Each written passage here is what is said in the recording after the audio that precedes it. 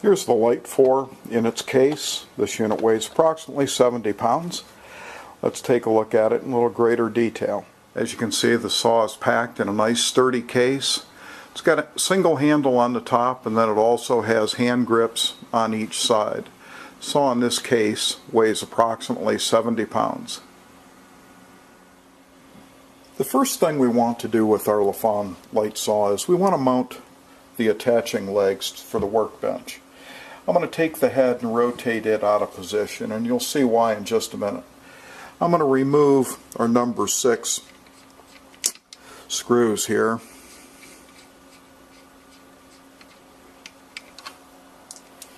I'll take our bracket. You can see how it's machined. It only really fits in one way, in gauges. Go ahead and snug these up.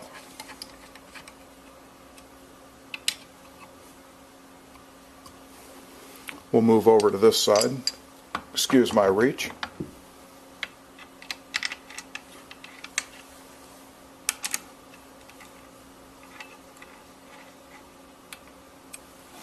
And again, we'll just snug this up just a little bit.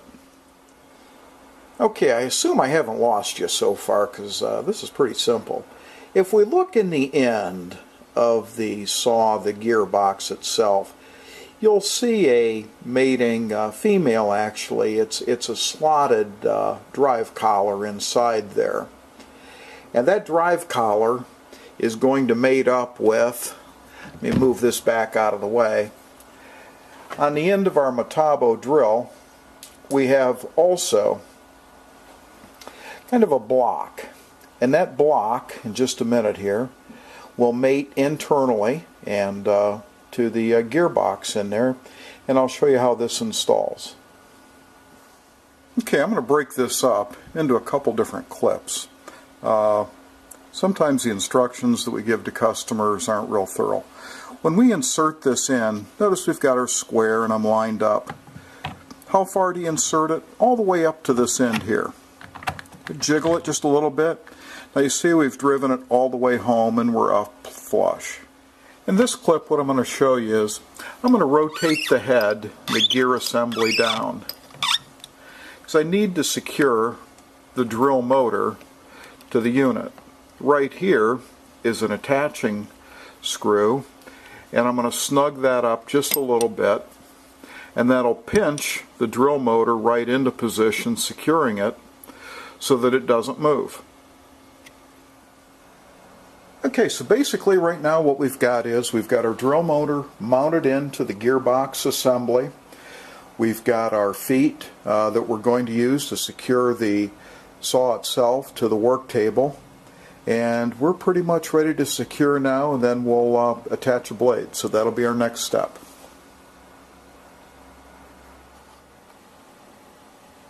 Okay, while you were away answering that phone call, I went ahead and mounted the saw up on the end of the table here. As you can see, the legs come down, gripping on the underside, and I'll take my T-handle here, run it up, and secure it to our table. Just nice and snug. Same thing on the other side. Just make sure it's nice and snug also. Gives you a good platform to work with. It's time to install the blade. If you remember, it used to be righty-tighty, lefty-loosey. Well, we got a left-handed nut on this, so you're going to go, if you were facing this, you'd be going counterclockwise. You want to make sure your teeth are also facing counterclockwise if you're facing the machine. Otherwise, you're going to experience extremely short blade life. And we just snug this up.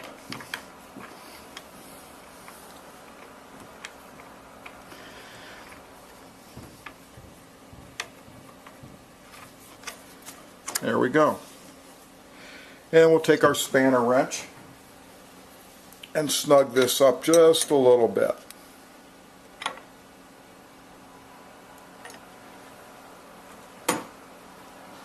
Let me give you a little tip on installing that blade. One of the things that I did was I opened my saw vise all the way up. That gave me greater access through the center of my saw so I could actually reach in. The other thing I did was I raised the cutting level all the way up. That way I was clearing this section in here also.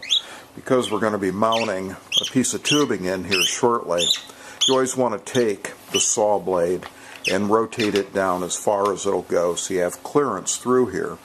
Same way with your saw vise. Open your vise all the way up. Let's demonstrate to you what the quick turning handle actually does here for you. It's pretty basic. If I'm going to switch from the 4-inch tubing, I'll pop my handle out here, loosen up the jaws, withdraw the tubing. Now if I want to go down to some 1/2-inch tube to cut it, again I'm using this handle. It allows me to spin it faster. One of the things that I'm going to do though is I'm going to pull this, slide it in. I'm not going to use that little handle. I'll take both my hands on the hand wheel here, gripping it and cinching that tubing down in those jaws tight. Because the configuration on those jaws, we aren't going to oblong the tubing. We're going to keep it perfectly round like it was intended to be. Hopefully you can get an idea here what I'm going to try to do. I'm going to try to show you how what we want is we want the blade to engage into the tubing and break through by about the thickness of the tube. This happens to be a piece of 2-inch tubing with a 65 thousandths wall on it. So as I rotate the saw up, you'll notice that the blade actually cams into the piece of tubing. Now it's breaking through a little taller than I would like it to. So again, this is by feel and experience. About the thickness of the wall, I adjusted it down, and so now I can bring the saw down, let it cam away, and now I can index the tube out to the length of tubing that I want to cut. Okay, we're going to make a cut here on this 2-inch tubing, and to give you an appreciation for how long it takes to cut it, we'll slide it in. Typically we'd have our mark where we want to cut it at.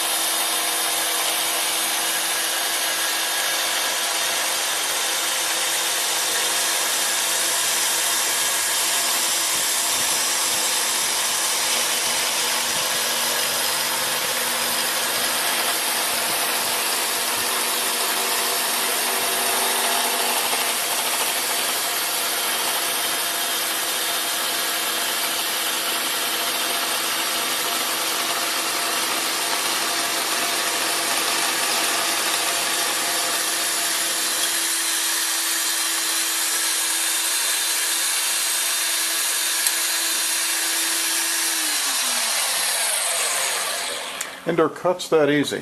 You can also add lube to the blade. It's recommended.